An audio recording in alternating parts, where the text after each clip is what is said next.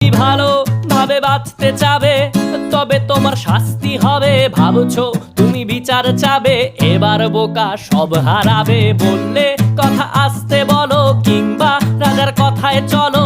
এদিক সেদিক পা বাড়ালে, তবেও তুমি সব হারালে। এ কেমন রাজ্য বলো, কে খারাপ কে বা ভালো? ভালো মানুষ অন্ধকারে, অমানুষী আলোর দ্বারে। এ কেমন হচ্ছে খেলা, চারিদিকে কষ্ট মেলা।